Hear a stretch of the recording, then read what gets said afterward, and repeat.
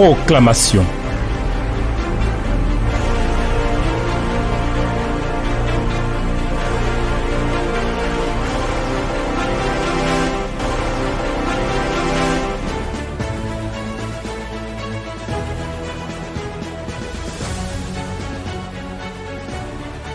Honneur au Dieu de gloire, honneur au Dieu de grandeur, honneur au Dieu qui seul est digne de recevoir la louange, l'élévation, la célébration, la majesté, la grandeur, la domination, le Dieu vivant, le Dieu véritable, le Dieu incomparable, celui qui est le maître de nos destinées et qui conduit nos vies. Nous bénissons ton nom, Seigneur. Nous te rendons grâce. Nous te célébrons. Nous t'honorons. Nous te magnifions. Tu nous fais entrer dans cette nouvelle saison, le dernier trimestre de cette année, et nos cœurs se réjouissent pleinement de la grâce et de l'opportunité que tu nous donnes. Au moment où nous sommes à ce rendez-vous de la proclamation de ta parole, merci pour la grâce et pour la bénédiction que tu nous donnes maintenant. Au nom de Jésus, le Seigneur vivant et véritable. Amen. Chers amis, on est là, entré dans le dernier trimestre de cette année, octobre, novembre, décembre. Mais il faut que nous saisissions pleinement toute la promesse dans son entier, ce que Dieu a bien voulu dans sa grâce disposer en notre faveur. Alors j'espère que vous êtes prêts, j'espère que vous avez pris le temps de vous disposer devant le Seigneur et j'espère que votre foi est suffisante pour que cette saison soit une saison de faveur, une saison où la vie triomphe, une saison où Dieu donne gloire à son nom. J'espère que vous êtes prêts. Je vous invite donc à lire avec moi deux textes. Le premier, Ecclésiaste chapitre 7, le verset 8 et le verset 9, que nous lisons. Ecclésiaste chapitre 7, verset 8 et 9. Mieux vaut la fin d'une chose que son commencement. Mieux vaut un esprit patient qu'un esprit hautain. Ne te hâte pas en ton esprit de t'irriter, car l'irritation repose dans le sein des insensés. Amen.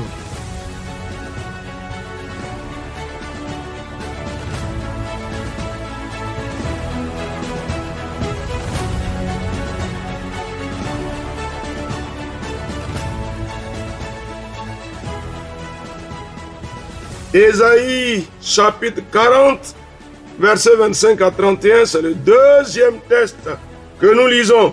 Ésaïe 40, verset 25 au verset 31. À qui me comparerez-vous pour que je lui ressemble, dit le Saint. Levez vos yeux en haut et regardez qui a créé ces choses, qui fait marcher en ordre leurs armées. Il les appelle toutes par leur nom, par son grand pouvoir et par sa force puissante.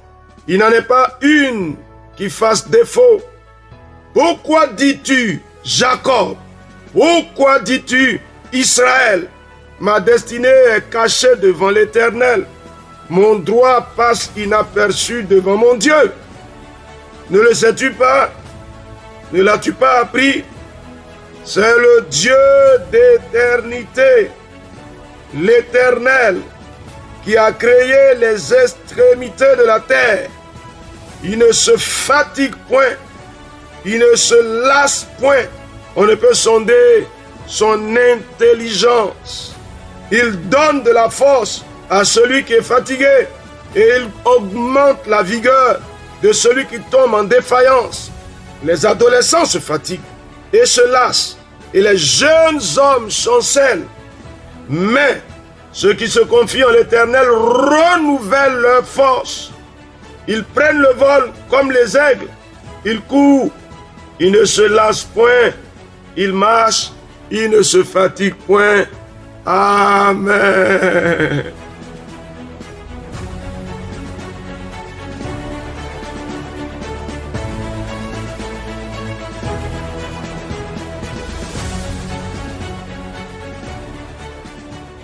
Alléluia. J'ai envie de poser une question à quelqu'un. Est-ce que tu es fatigué par le parcours des 9 premiers mois de l'année? Est-ce que tu es fatigué? Est-ce que la lassitude a pris le dessus? Ah oui. Regarde l'image d'une femme qui a porté une grossesse pendant 9 mois. Ah, certaines se ressentent joyeuses parce que dans quelques instants, elles vont entrer dans une zone où la vie va triompher. D'autres, au contraire, sont malheureuses parce que, d'après elles, la grossesse a été pour elles un moment de calvaire. Ah, cher ami, si l'Éternel est avec toi, la fin est mieux que le commencement. Quelque chose de meilleur à la fin. Si au commencement, tu n'as pas vu quelque chose de bon, si au commencement, tu n'as pas vécu quelque chose d'agréable, la fin est productive. Elle est meilleure. Je veux te demander, est-ce qu'au moment où tu arrives au thème de ces 9 premiers mois de l'année, tu es fatigué? Oh, il dit, ceux qui se confient en l'Éternel renouvellent leur force. Dis-moi quelque chose. Parce qu'il y a 3 mois, et c'est les 3 mois stratégiques, les 3 mois de la fin. Cher ami, je veux que tu dises quelque chose. Ouais. Mes forces renouvellent. Il les renouvelle, il les renouvelle. Non. Mes forces ne sont pas épuisées. Cher ami, est-ce que tu peux dire quelque chose? Non, Seigneur, je le déclare. Au thème de ces 9 premiers mois de l'année, mes forces ne sont pas épuisées. Je ne suis pas fatigué par la marche. Je dis non. Je ne suis pas épuisé. Non, la lassitude ne m'envahit pas. Je dis non. Seigneur, je suis rempli de ressources de par l'Éternel. Cher ami, est-ce que tu es prêt pour entrer en possession des promesses qu'il a faites, que l'Éternel lui-même a faites? Cher ami, est-ce que tu crois que cette fin, je dis bien fin, parce qu'on est entré dans les 3 derniers mois de l'année, mais en plus, on est au thème de 9 mois. Ah oui, comme si le thème de la grossesse est arrivé. Ah oui, cher ami, qu'est-ce que tu dis? Est-ce que tu déclares que cette fin, ce moment de la fin, ce moment qui arrive au thème de 9 mois, et ce moment qui nous fait entrer dans les 3 derniers mois de l'année, est-ce que tu confesses qu'il est meilleur? Il dit la fin vaut mieux. La fin d'une chose vaut mieux. On est à 2 niveaux à la fin. D'abord, au thème de 9 mois. On est au thème, c'est une fin. Et puis ensuite, on est dans les 3 derniers mois de l'année. C'est une deuxième fin. Tu vois, 2 fins mises ensemble. Dis-moi, elles seront meilleures pour toi ou elles seront décevantes pour toi? Dis quelque chose. Cher ami, qu'est-ce que tu dis? Je déclare au nom de Jésus-Christ. Ah oui, la fin est meilleure pour moi. L'Éternel la rend meilleure, je le déclare. Au nom de Jésus-Christ, Seigneur des Seigneurs, Dieu de gloire et de grandeur, les 3 derniers mois de cette année sont meilleurs pour moi. Ils sont meilleurs pour ma maison. Ils sont meilleurs pour ma vie. Des temps agréables, des temps excellents. Qu'est-ce que tu dis, cher ami? Est-ce que tu parles? Est-ce que tu parles? Cher ami, il faut prononcer ce que tu attends. Prononce-le. Ce que tu crois, prononce-le. Je dis, même si les choses ont manqué depuis le début de cette année, on a commencé cette année avec un programme particulier. Mais si il t'est apparu que des choses sont restées sans s'accomplir, est-ce que tu veux déclarer que, Seigneur, dans le thème, dans le moment de la fin, la grâce devient plus excellente, quelque chose qui vient de Dieu, qui réjouit le cœur, s'accomplit pour moi. Tu dis quelque chose? Ah oui, c'est meilleur. Seigneur, je le déclare. Cette fin est meilleure. Au nom de Jésus-Christ, Dieu de gloire, quelque chose de bon, quelque chose d'excellent arrive à ma vie. Chers amis, on dit la fin vaut mieux. Ça veut dire que le thème dans lequel on est meilleur. Il est plus productif. Chers amis, dit quelque chose. Il faut appeler. C'est le temps de la productivité. C'est le temps des accomplissements. C'est le temps où ce que je n'ai pas vu jusque-là, il vient à l'existence. C'est le temps, Seigneur. Ce qui a manqué court à son accomplissement. Je le déclare au nom de Jésus-Christ. Seigneur, c'est ma saison favorable. Cher ami, qu'est-ce que tu dis? C'est ma saison favorable. Ah oui. Je veux t'entendre parler. Je veux t'entendre parler. Ma saison favorable. Ma saison favorable. Seigneur, Seigneur mon Dieu, cette fin, c'est-à-dire on est arrivé au terme de 9 mois. Ah oui, comme si le moment où la femme devait accoucher est arrivé. Et puis ensuite, on est entré dans les 3 derniers mois de l'année. Cher ami, regarde, 2 événements mis en un.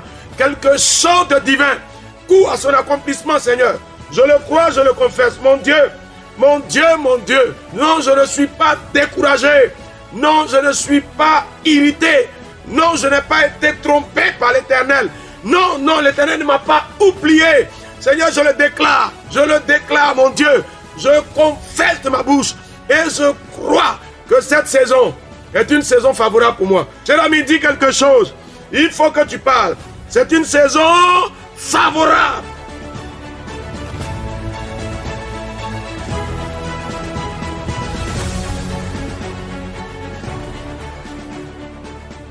Ah oui, ah oui, ah oui. C'est pourquoi il dit ne te hâte pas en ton esprit de t'irriter. Non, c'est pas comme si je suis fâché, je suis découragé, je murmure contre Dieu, je crie contre lui, parce que d'après moi, Dieu est resté sans agir. Non, non, il n'en est pas question. Le temps est favorable, le temps est meilleur. Seigneur, nous entrons dans une saison divine, une saison particulière.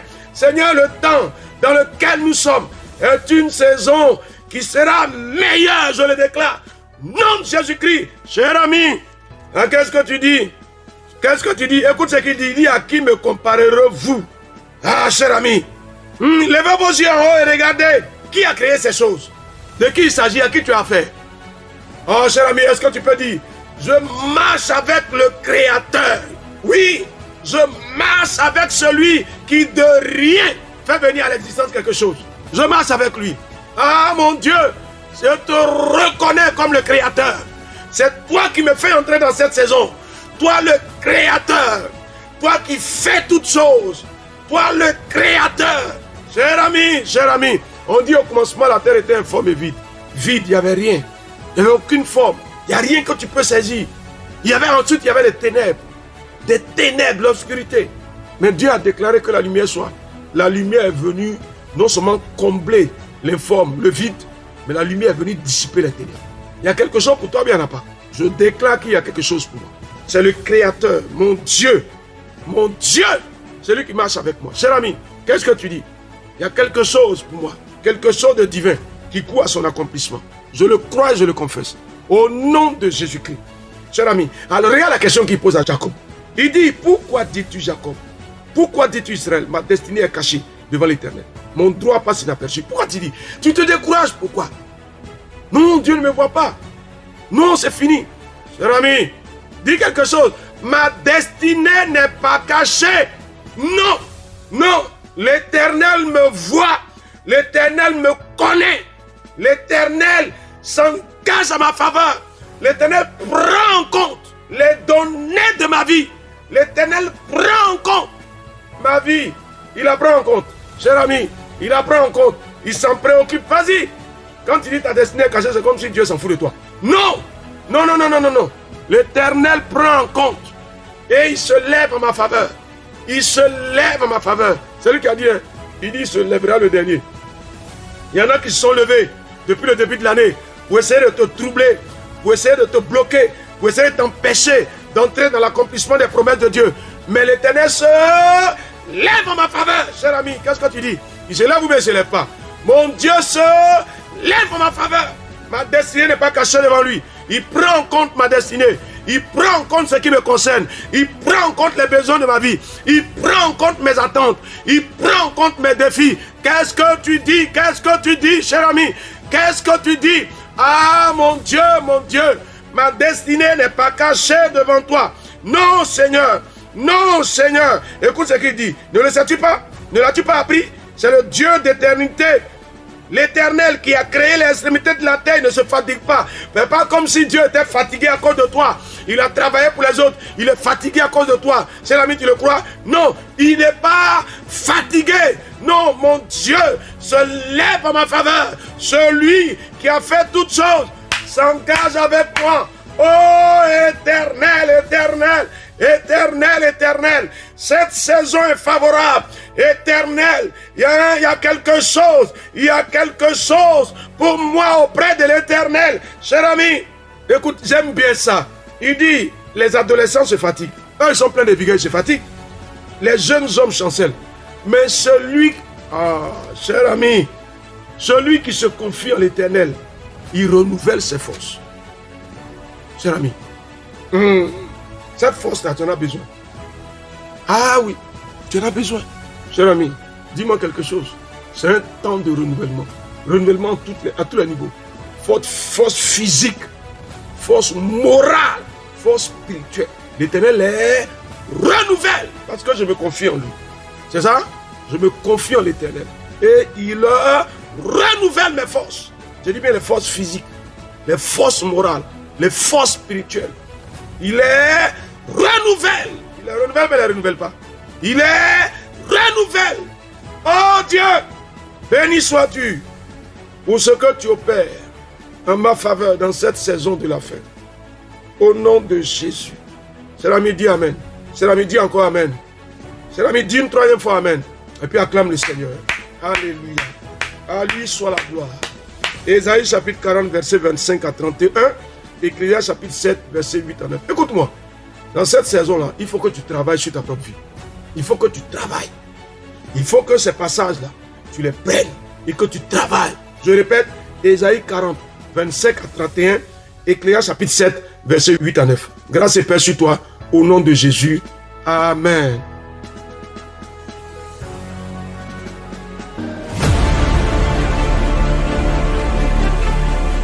Proclamation. Dieu bénisse votre journée.